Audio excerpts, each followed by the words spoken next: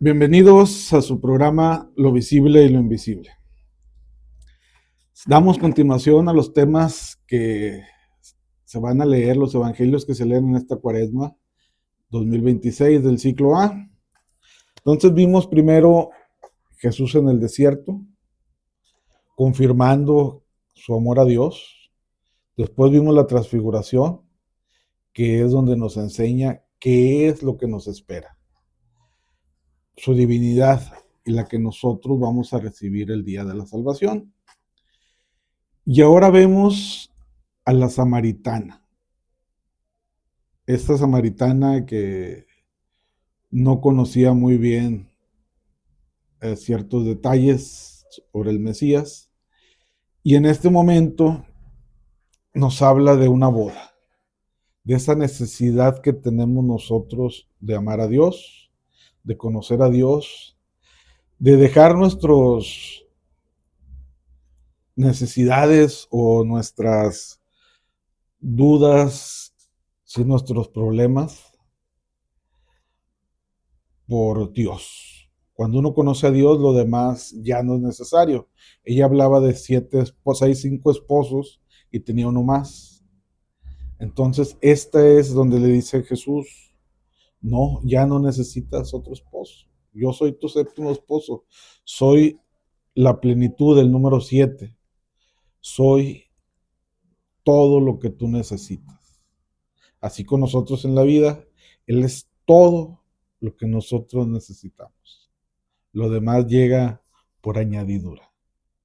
Muy bien, entonces empezamos la cita bíblica de este tercer evangelio, es la samaritana del evangelio de San Juan, del capítulo 5 al 42. Yo les voy a leer desde el 1 para explicar un poquito más ciertos detalles que debemos de saber o que debemos entender. Entonces dice capítulo 4, Jesús y la samaritana. Los fariseos se enteraron de que aumentaba el número de los discípulos de Jesús y que bautizaba incluso más que Juan. La verdad es que Jesús no bautizaba, sino que lo hacían sus discípulos. Cuando esos rumores llegaron a Jesús, abandonó Judea y regresó a Galilea. Ahorita vamos a entender Judea, Galilea, Samaria. Llegó a un pueblo llamado Sicar, cerca del terreno que Jacob dio a su hijo José. Allí estaba también el pozo de Jacob. Jesús, fatigado por la caminata, se sentó junto al pozo. Era casi mediodía. Mediodía, recuerden esta palabra. En esto una mujer samaritana se acercó al pozo para sacar agua. Jesús le dijo, dame de beber. Los discípulos habían ido al pueblo a comprar alimentos y la samaritana dijo a Jesús, ¿cómo que tú siendo judío te atreves a pedirme agua a mí, que soy samaritana? Hay que señalar que los judíos y los samaritanos no se trataban, no eran así como que muy cuates, muy amigos. Jesús le respondió, si conocieras el don de Dios y quién es el que te pide de beber, sin duda que tú misma me pedirías a mí y yo te daría agua viva. Contestó la mujer en su entender, ¿verdad? Ella solo veía lo visible. Señor, si ni siquiera tienes con qué sacar agua y el pozo es profundo, ¿de dónde vas a sacar esa agua viva? Nuestro padre Jacob nos dejó este pozo del que bebió él mismo, sus hijos y sus ganados. ¿Acaso te consideras más importante que él? Jesús contestó, todo el que vive de esta agua volverá a tener sed. En cambio, el que beba del agua que yo quiero darle, nunca más volverá a tener sed, porque el agua que yo quiero darle se convertirá en su interior en un manantial que conduce a la vida eterna. Entonces la mujer exclamó, Señor, dame de esa agua para que no tenga más sed y no tenga que venir hasta aquí a sacar agua. Jesús le dijo, vete a tu casa, llama a tu marido y regresa aquí. Ella le contestó, no tengo marido. Jesús continuó, cierto, no tienes marido, has tenido 5 y ese con el que ahora vives no es tu marido. En esto has dicho la verdad. Tenía 5 y uno con el que estaba viviendo, 6. La mujer contestó, Señor, veo que eres profeta. Nuestros antepasados rindieron culto a Dios en esta montaña. En cambio, ustedes los judíos dicen que es en Jerusalén donde hay que dar culto a Dios. Ahorita vamos a entender por qué le rezaban en esa montaña y no en Jerusalén. Jesús respondió, créeme, mujer, está llegando la hora, mejor dicho, ha llegado ya, en que para dar culto al Padre no tendrás que subir a esa montaña ni ir a Jerusalén. Ustedes los samaritanos no saben lo que adoran, nosotros sabemos lo que adoramos, porque la salvación viene de los judíos. Ha llegado la hora en la cual los verdaderos adoradores adorarán al Padre en espíritu y en verdad.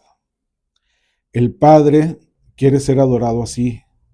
Dios es espíritu y los que lo adoran deben hacerlo en espíritu, en verdad. Dios es espíritu. La mujer le dijo, yo sé que el Mesías, es decir, el Cristo está a punto de llegar. Cuando Él venga nos lo explicará todo. Entonces Jesús le dijo, soy yo el que está hablando contigo. Soy yo, o yo soy. En este momento llegaron sus discípulos y se sorprendieron de que Jesús estuviera hablando con una mujer, pero ninguno se atrevió a preguntarle qué quería de ella o de qué estaban hablando. La mujer dejó allí el cántaro, regresó al pueblo y dijo a la gente, vengan a ver a un hombre que me ha dicho todo lo que he hecho. ¿Será el Mesías? Ellos salieron del pueblo y se fueron a su encuentro. Mientras tanto, los discípulos le insistían, Maestro, come algo. Pero él les dijo, yo tengo un alimento que ustedes no conocen. Los discípulos comentaban entre sí, ¿será que alguien le ha traído de comer? Jesús les explicó, mi alimento consiste en hacer la voluntad del que me envió hasta que lleve a término su obra de salvación. ¿No dicen ustedes que faltan todavía 4 meses para la cosecha? Pues yo les digo, levanten la mirada y observen los campos sembrados, que están ya maduros para la cosecha. El que cosecha recibe su salario y recoge el grano para la vida eterna. De modo que el que siembra y el que cosecha se alegran juntos. En esto tiene razón el refrán, uno es el que siembra y otro el que cosecha. Yo los he enviado a cosechar un campo que ustedes no cultivaron, otros lo han trabajado y ustedes recogen el fruto de su trabajo. Muchos de los habitantes de aquel pueblo creyeron en Jesús por el testimonio de la samaritana que atestiguaba, me ha dicho todo lo que he hecho.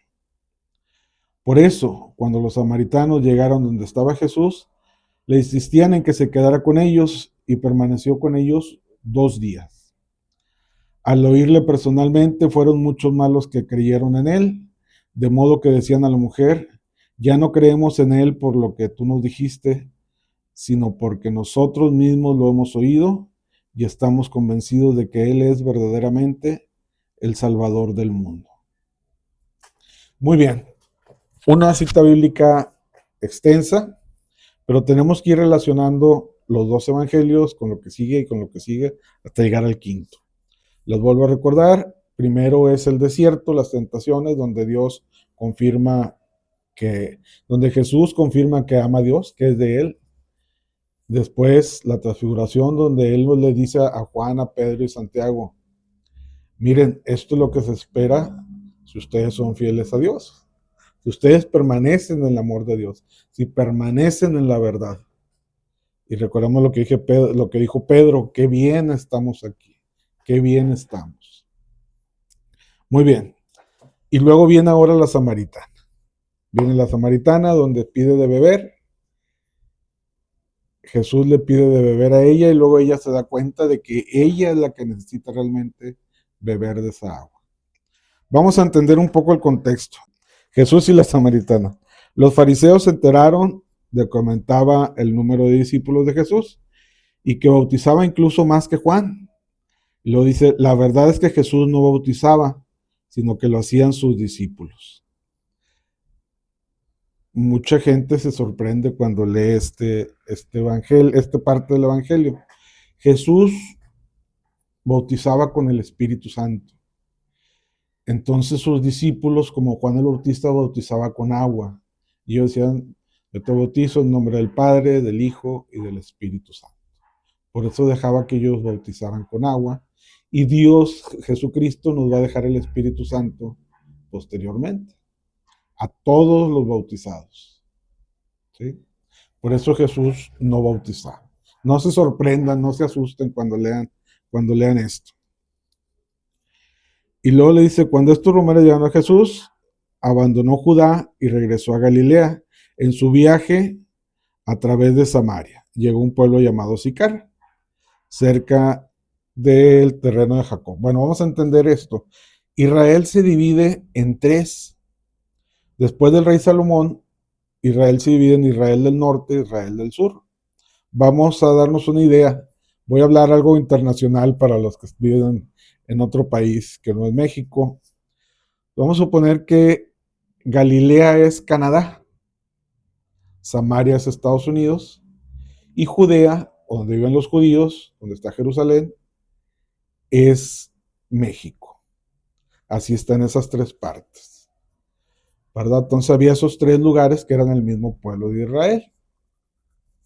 Jesucristo es judío porque nace en Belén.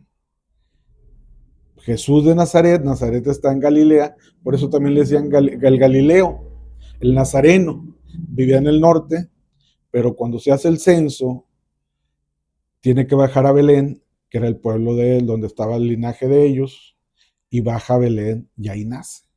Nace en Belén y es judío. Entonces, eso es importante conocer para poder entender esta cita y otras citas bíblicas que debemos entender, ¿verdad? Porque luego se ¿dónde está Samaria? ¿Dónde está Galilea? Bueno, así está, ¿verdad? Galilea es Canadá, Samaria es Estados Unidos y México es Judea o el pueblo judío. Esto sí es solamente un comparativo. Aclaro, no se vayan a enojar los gringos o los canadienses.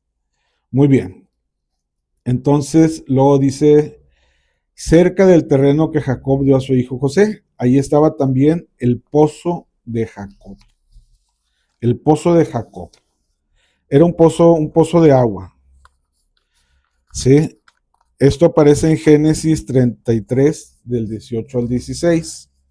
Génesis 33, del 18 al 16, es un terreno que, aunque esta parte no habla del pozo, pero es una parte de la tierra que Jacob compra al pueblo de Siquem y ahí construye un pozo. Ahí es un pozo pues, para alimentarse, para tener agua, para que tomaran agua ellos y sus animales. Esto aparece en Génesis 33, 18. Y luego continuamos. Jesús fatigado se sentó junto al pozo, era casi mediodía. En esto una mujer samaritana se acercó al pozo para sacar agua y Jesús le dijo, dame de beber. Y luego saca un contexto, los discípulos ya no estaban con él. Él se queda solo con la mujer. ¿Cómo es tú que siendo judío te atreves a pedirme agua a mí, que soy samaritana? Los samaritanos, después de que llegaron la conquista, los asirios, los samaritanos ya no bajaban a Jerusalén a orar al templo como todo israelita. Ellos tuvieron un monte que es el monte Garizini, que ahorita les voy a decir dónde está. Sí, dice, los judíos consideraban a los samaritanos impuros y al mezclarse con otros pueblos, los samaritanos adoraban a Dios en el Garizim, no en el templo de Jerusalén. ¿Dónde se encuentra el monte Garizim? Se encuentra, o lo vamos a ver en la cita bíblica de Deuteronomio 11:29, perdón. Cuando el Señor tu Dios te haya introducido en la tierra que vas a tomar en posesión, pondrás la bendición en el monte Garizim y la maldición en el monte Baal.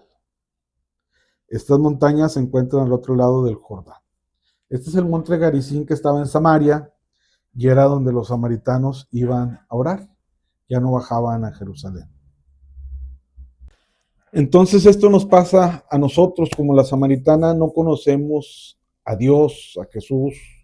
estamos todavía un poco alejados, no entendemos o no aceptamos lo que Él tiene para nosotros cuando Él nos pide agua, cuando Él nos dice, ven, bebe de esta agua, ven, te busco, ¿sí? Porque necesito que tú me ames para yo poderte amar como yo quiero amarte. Si en nosotros no está buscarlo, Él no se puede acercar. Está en nosotros llamarlo, buscarlo, entenderlo, saber que sin Él no podemos hacer nada. Entonces, Él nos pide agua, Él nos pide, búscame para ayudarte. Como dice, hay un refrán que dice, árbol, el que a buen árbol se arrima, buena sombra le cobija. Bueno, entonces continuamos. Entonces le dice aquí en el 21, créeme mujer, está llegando la hora, mejor dicho, ha llegado ya, en que para dar culto al Padre no tendrán que subir a esta montaña ni ir a Jerusalén. Ustedes los samaritanos no saben lo que adoran, nosotros sabemos lo que adoramos, porque la salvación viene de los judíos. La salvación viene de los judíos. La salvación viene de los judíos. Así, ¿por qué viene de los judíos? Vamos a entenderlo en Génesis 49:5. Génesis es el primer libro de la Biblia. En Génesis capítulo 49, recordemos que Jacob tuvo 12 hijos, ¿sí? Entre ellos está José el soñador, aquel que vemos en las películas, ¿verdad? Aquel que soñaba, que pues fue casi el faraón, era el que dominaba Egipto, el que tomaba las decisiones. Entonces, en 49:5 vienen las bendiciones y presagios. Dice, después Jacob llamó a sus hijos y les dijo, a cada uno le fue dando su predicción o lo que él esperaba que sus hijos fueran a hacer, lo que él decía, lo que él imaginaba que podían llegar a ser sus hijos. Como todo padre conoce a sus hijos, conoce sus límites, sus alcances. Así Jacob le dice a Judá, la tribu de Judá, los judíos, ¿de acuerdo? A ti, Judá, te alabarán tus hermanos, someterás a tus enemigos, los hijos de tu padre se inclinarán ante ti. Cachorro de leones, Judá, siempre regresas con caza, hijo mío. Se recuesta, se echa como un león, como leona. ¿Quién será capaz de levantarlo? No se apartará de Judá el cetro ni el bastón de mando de entre sus piernas, hasta que venga aquel a quien pertenece y a quien los pueblos obedecerán. Él ata la parra a su borrico y las crías de su burro en la vid. Él lava en vino su vestido, en sangre de uvas su manto. Sus ojos son más oscuros que el vino y sus dientes más blancos que la leche. Esto es lo que decreta Jacob a Judá, a la tribu de Judá. De ahí viene el Salvador, de ahí dice, ¿verdad? Dice, no se apartará de Judá el cetro ni el bastón del mundo, de mando de entre sus piernas hasta que venga aquel a quien le pertenece, hasta que venga Jesucristo y nos dé la salvación. Él es el rey de los judíos que todos esperaban. Entonces, allí es donde él le comenta a la samaritana, ¿verdad? Después continuamos, porque la salvación viene de los judíos. Ha llegado la hora en la cual los verdaderos adoradores adorarán al Padre en espíritu y en verdad. El Padre quiere ser adorado así. Sí, entonces dice adorar en espíritu y en verdad. Dios está en el cielo, en la tierra y en todo lugar. Esto nos enseñaban en el catecismo. Los que somos así de mi generación, pues nos daban, yo me acuerdo que era un librito verde con 100 preguntas y teníamos que memorizarlas junto con el credo, el Padre Nuestro, el Ave María, y así fuimos aprendiendo sobre el sacramento de la comunión. Muy bien, entonces esto es, Dios es espíritu y verdad. Ya no es necesario adorarlo en un cerro, ya no es necesario adorarlo en un templo, ¿verdad? Sí es conveniente ir a la iglesia porque somos comunidad, a escuchar la palabra, a crecer espiritualmente, a que nuestro espíritu siga creciendo, ¿sí? Religiosamente también crece porque vamos conociendo las oraciones, cómo se vive una ceremonia, una misa, pero crecer espiritualmente para ser uno en Dios. Como Cristo fue uno en Él, que nosotros seamos uno en el cuerpo místico de Cristo. Todo en espíritu. Muy bien. Entonces dice, Dios es espíritu y los que lo adoran deben hacerlo en espíritu y en verdad. La mujer dijo, yo sé que el Mesías, es decir, el Cristo está a punto de llegar. Cuando Él venga nos lo explicará todo. Entonces Jesús le dijo, soy yo el que está hablando contigo.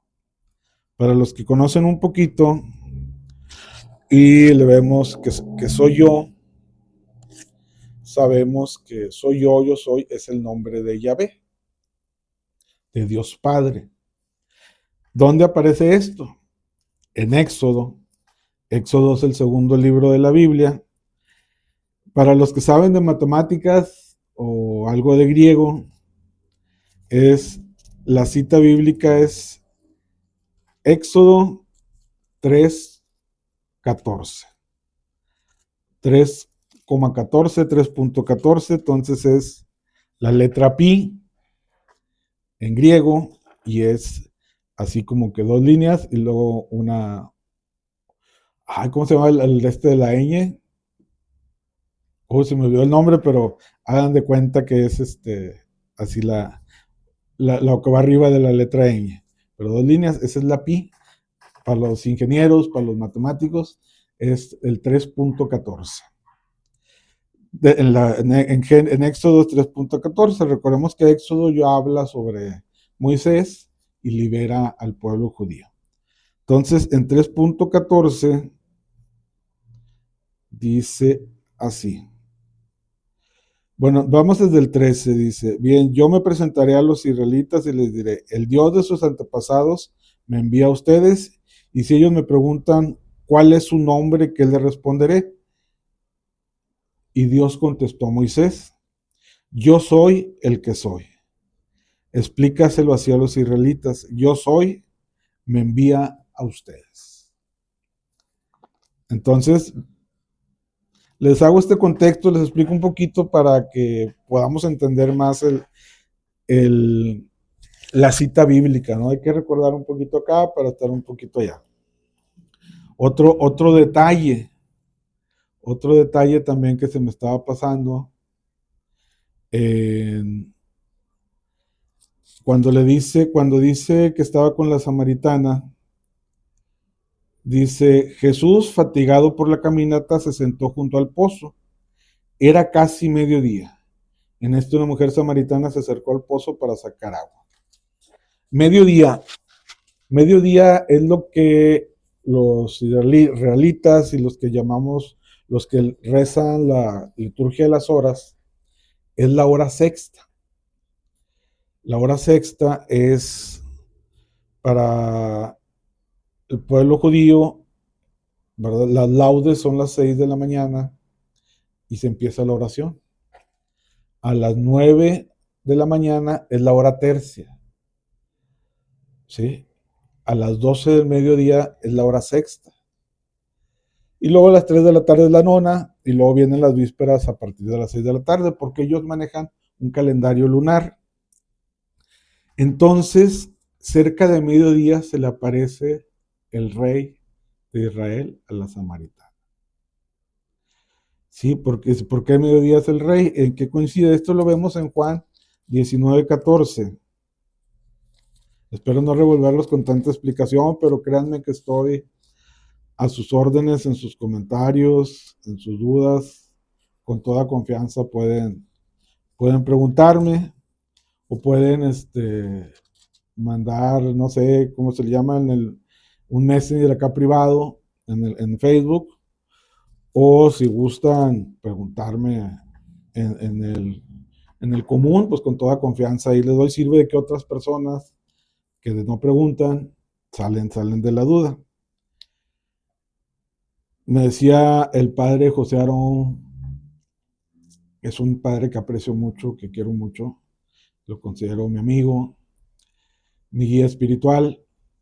Me decía, no hay preguntas tontas, hay tontos que no preguntan. Entonces, pueden preguntar y si no me la sé en ese momento, lo investigamos.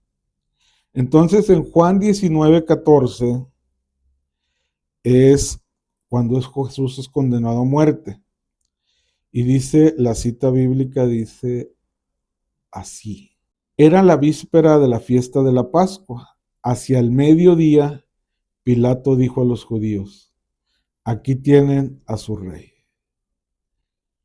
Esto lo vamos a ver ya en la Semana Santa, el Domingo de Ramos, y vamos a entender un poquito toda la pasión, muerte y resurrección de Cristo.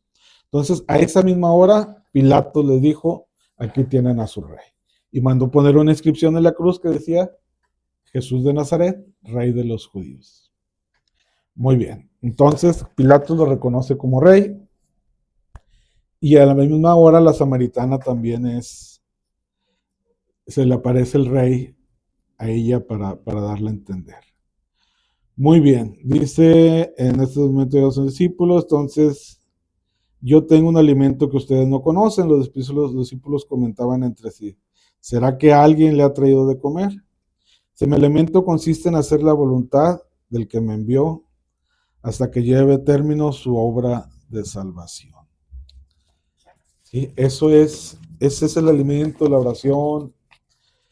Él nos dice, no solo de pan vive el hombre, sino también de la palabra de Dios. Esto nos lo muestra en la primera cita bíblica, el primer domingo de Cuaresma, ¿verdad? En las tentaciones.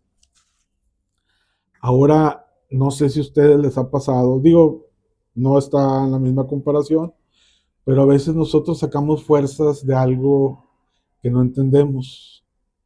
Cuando decimos, no, hombre, ahorita termino, ahorita voy a comer, ahorita que termine esto. Cuando uno está trabajando en lo que sea, ahorita termino. ¿Sí? No sientes hambre por esa necesidad que tienes de hacer el trabajo.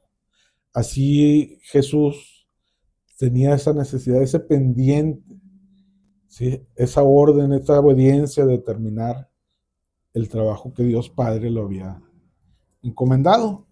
Entonces así a veces nos pasa a nosotros. Y así, digo, por comparar algo así.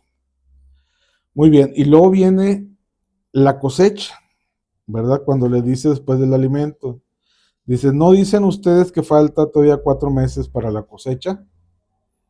Yo no sé mucho del campo, pero no sé cuándo se levante la cosecha del maíz, del trigo, entonces, pero ellos sí sabían del trigo, quiero pensar que era el trigo, les faltan 4 meses. Pero Jesús les dice, pero yo les digo, levanten la mirada y observen los campos sembrados que están ya maduros para la cosecha. Él les dice, levanten a ver al pueblo, levanten a ver a la gente, ya están listos, ¿sí?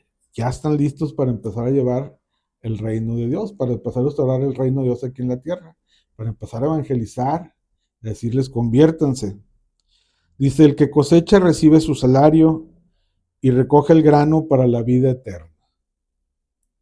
A lo mejor decían, ¿cómo que el grano de trigo para la vida eterna? Pero dentro de su sabiduría ya entendían a lo que se refería Jesús. De modo que el que siembra y el que cosecha se alegran juntos. En esto tiene la razón el refrán. Uno es el que siembra y otro el que cosecha. Y los he enviado a cosechar un campo que ustedes no cultivaron. Otros lo han trabajado y ustedes recogen el fruto de su trabajo. ¿Quiénes lo habían trabajado? Los profetas, ¿sí? Los jueces que salvaban al pueblo de Israel a cada momento, los profetas que les decían la palabra de Dios, decía, conviértanse, cumplan esto, Dios les manda a decir esto, y los judíos no le hacían caso, los israelitas no les hacían caso, ¿verdad? Entonces, pero ya habían trabajado, ya les habían estado diciendo, viene el Mesías, viene el Salvador, estén preparados. Entonces, ¿qué sucede? Ya llegó, ellos ya habían sembrado, ya nosotros estamos en la cosecha. Nosotros estamos también en la cosecha. El pueblo, la humanidad ha crecido tremendamente. Entonces está en nosotros seguir evangelizando, ayudar a los sacerdotes, a los diáconos, a los obispos, arzobispos, a los pastores de las iglesias que ustedes pertenezcan, ¿verdad? Hay que seguir llevando la palabra de una forma correcta, siempre con la verdad y con amor a Cristo, para gloria de Él y no para gloria de nosotros, no para gloria humana, sino para gloria de Él. Recuerden que por cada uno, decía Santiago, por cada uno que ustedes conviertan de su pecado, recibirán muchas bendiciones. Ustedes también. No solamente salvarán su alma, sino gran parte de nuestros pecados también serán perdonados. Pero bueno, este es tiempo de la cosecha. Hay unos, a veces nosotros como seres humanos, cuando nos enojamos decimos, nadie sabe para quién trabaja. Bueno, los profetas trabajaron para que llegara Jesucristo. Ahí sí conocían, pero no sabían quién iban a ser sus discípulos. ¿Sí? Entonces ya sigue ahí. Les tocó a Pedro, a Juan, a Santiago, a Simón, a todos ellos llevar la palabra del Evangelio, a cosechar lo que otros habían sembrado. Muy bien, entonces, ya después al final les dice, ya no creemos en Él por lo que tú nos dijiste, sino porque nosotros mismos hemos oído y estamos convencidos de que Él es verdaderamente el Salvador del mundo. Ellos creyeron, dejaron sus ritos, sus dioses falsos que ellos tenían al haberse mezclado con otros pueblos, y creyeron en Jesús, y su fe los fue llevando al crecimiento espiritual. Él es verdaderamente el Salvador del mundo. Bueno, después de haberles explicado tantas cosas, vamos a sacar una síntesis de esa agua viva que Él nos da, pero sobre todo el, el contexto, el contexto final, que es sobre el pozo. El pozo, que les digo, es un lugar de encuentro donde la samaritana, lo ando buscando aquí, donde la samaritana, aquí está, donde la samaritana se encuentra con el esposo que él buscaba, con el matrimonio que ella quería. Ya había tenido 5 maridos y estaba con uno sexto, y encuentra el séptimo, encuentra la plenitud, encuentra ya todo lo que necesita. ¿Qué sucedió en un pozo con agua? En el Antiguo Testamento, en Génesis 24, del 10 al 20, Isaac, el hijo de Abraham, también patriarca del pueblo, conoce a su esposa Rebeca. En ese pozo se enamora de Rebeca y pues se casa, ¿no? Digo, no se casan en el pozo, pero ahí se conocieron. Posteriormente, Jacob, el de las 12 tribus, en un pozo de agua, conoce a Raquel, su esposa. Génesis 29, del 2 al 10. Y ya en Éxodo, Moisés conoce a Séfora, su esposa. ¿En dónde? En un pozo de agua. Ustedes me van a decir, bueno, pues es en un pozo de agua porque pues era donde todos tenían que ir a sacar agua del pozo para llevar a sus casas. Pueden decir que es coincidencia. Quizás sí, pero son signos que Jesús nos va mandando. Así esa samaritana encuentra a su esposo en ese pozo de Samaria.